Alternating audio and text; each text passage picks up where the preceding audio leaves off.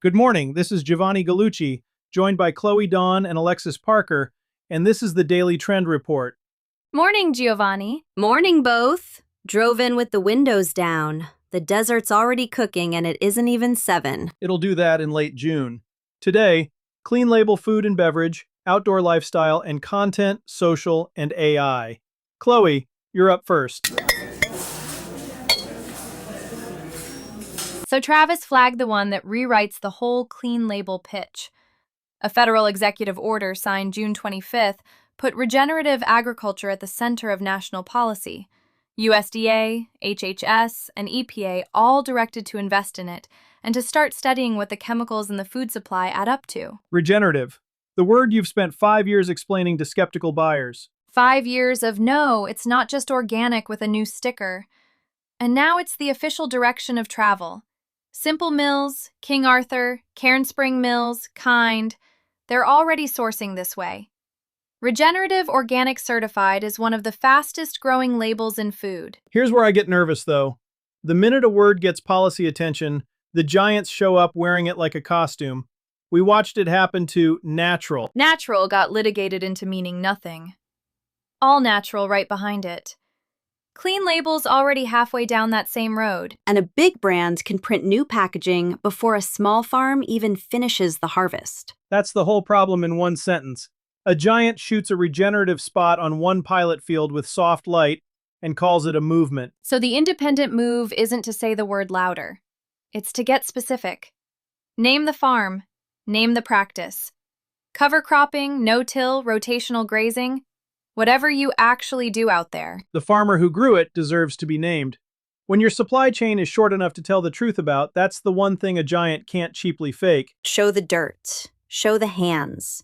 A vague gesture at Soil Health reads like a stock photo. A real grower at Golden Hour reads like a person. And don't bury it on an about page nobody opens. Put the farmer in a reel. Let them tell it in their own words. That founder and farmer story is the asset. One caution, though, it has to be true. Plant your flag on regenerative because it polls well, and the same audience that loved the story turns on you the day it reads as marketing. Transparency is an invitation to scrutiny. You only lead here if the supply chain holds up. There's a second gift hiding in that order, too. It tells the agencies to study cumulative chemical exposure. Translate that out of bureaucrat. The government is now formally curious about what's actually in the food and what it all adds up to. Which is the wind at the back of anybody with a short, honest ingredient list. The pressure that always sat on the opaque, ultra-processed stuff just got heavier. And it rewards the brands that were transparent before it was convenient. Clean food isn't a trend, it's a return. There's a longer game in it, too. Don't make the farm a one-time post. Make it a monthly visit people start waiting for. A content franchise, not a one-off. First of the month, you're back at the farm. The audience learns the rhythm and shows up for it. That's how a label becomes a following. Nobody subscribes to an ingredient list. They subscribe to a place and the people on it. Okay, 3 quick takeaways before we move on. 1. Turn your sourcing into a standing series. Film the farm, put the actual grower on camera, and let that be footage a giant's account can never post. 2. Build a savable, what regenerative really means carousel. Open on the buyer's own objection. Make it the thing people send a friend and watch sends and saves, not likes. 3. Claim your specifics now in your bio and a pinned post. Name the farm and the practice before the word gets watered down, so you own the term in your corner first. Kendall's report had the outdoor lane in full deal mode. REI's 4th of July event, Prime Day hunting deals, optics roundups everywhere. It's the second biggest buying window of the year after the holidays. So everybody with a feed is about to turn into a coupon. Pretty much. The whole ecosystem becomes discount codes for 2 weeks. Every gear account starts sounding exactly the same. Which is its own kind of invisible. Sameness doesn't get saved. No, it doesn't. And a small maker can't outshout Amazon on price. You lose that fight every single time. So don't have that fight. The big box retailers own cheapest.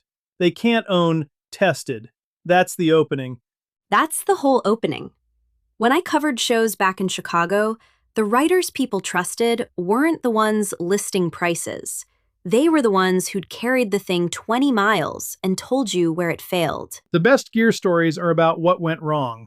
A pack strap that dug in on day 3 is worth more than 100 discount posts. So counter program. While the big accounts dump codes, you publish the honest, what's actually worth it list. Real field testing, your real opinion, and the 2 things you'd skip. Telling people what not to buy is the fastest trust you can build in a week like this. It is. You become the filter, not the flyer. The person who saved your buyer $200 in a bad weekend. And pair it with place. Don't shoot the box on a white sweep. Shoot the boots on the trail at golden hour, dust and all.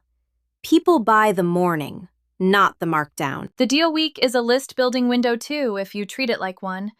The traffic is already there. It is. Put your honest picks behind an email, not just a feed post. The algorithm is rent. The list is the thing you own when the deal week ends. Then keep the relationship past July. The people who trusted your picks in the noise are the ones who buy in October when nobody's discounting. That's the part most brands miss. Deal week isn't a sale. It's an audition for the next 12 months. And sameness is the real risk. If a stranger can't name your lane in 5 words, the deal noise swallows you whole. So pick the lane and signal it. You're the trail-tested truck camping account, or the budget backpacking one, not the everything account. And let your buyers make the content for you.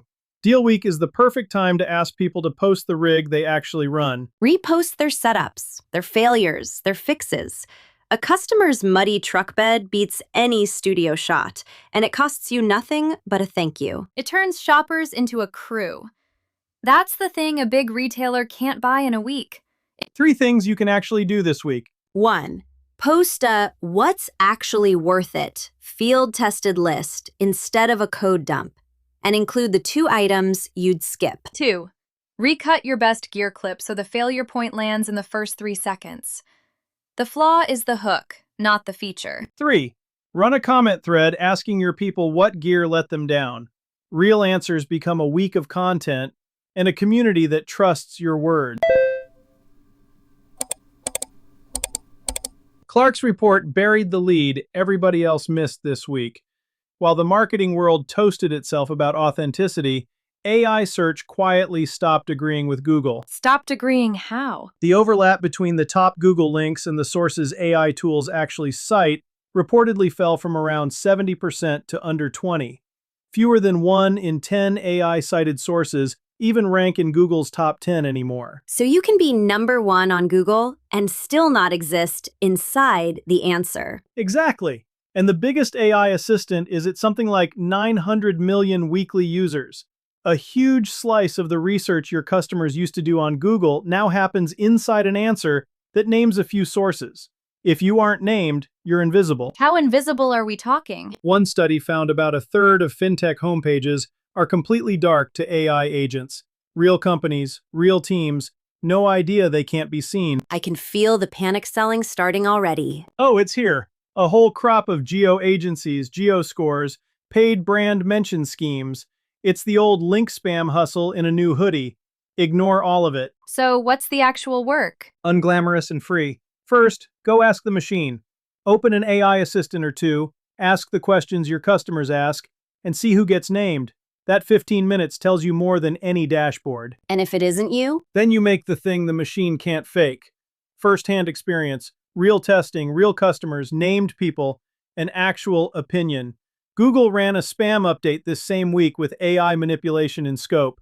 The cheap play of cranking out generated filler just became a liability. So the slop crowd gets punished twice, by the algorithm and by the audience. Both at once. The machines are taking over discovery, and the answer isn't to fight the plumbing. It's to be so clearly, verifiably human that you're the obvious thing to cite. AI didn't replace the point of view, it made it the only thing worth having. It lines up with the other shift this week too. Instagram, Threads, and TikTok all rolled out feed controls. Users get to pick their own topics now. Which rewards the exact same thing. Clear, topical identity. If a person curates their feed around elk hunting or clean baking, you only make the cut if you're obviously about that. So the human first play and the get-cited play are the same play. Be unmistakably about one thing. They are. Pick the lane, signal it relentlessly, and you win the ranking, the feed dial, and the AI answer at once. Tell the truth faster than the content farms can fake it. And the structure isn't complicated. One real answer per post, written the way a person actually talks. Right. Stop burying the answer under 3 paragraphs of throat clearing. If a person skimming on their phone can't get it in 5 seconds, the machine can't lift it either. Plain words, real experience. Said once and said clearly. That's the whole craft now. Here's what to actually do with all of that. 1. Run the 15-minute AI audit this week. Then turn every gap into a post that answers that exact question in plain language. 2. Build a first-hand experience series. Real tests, named people, your face. That's the content a model cites and a content farm can't copy. 3. Cover one topic from several angles across several posts, so when the AI breaks a question into pieces, your account is the one that keeps coming up. That's the report. If your brand is going dark in AI answers and blending into the deal week noise, that's a content problem. And content is what I do. I'm Giovanni Gallucci. GallucciNet builds the short-form video, the carousels, and the field-tested stories that make operators impossible to ignore, online and inside the answer. If you want that built for your brand, let's talk. Gallucci.net or DM at GallucciNet on Instagram or LinkedIn. Talk tomorrow.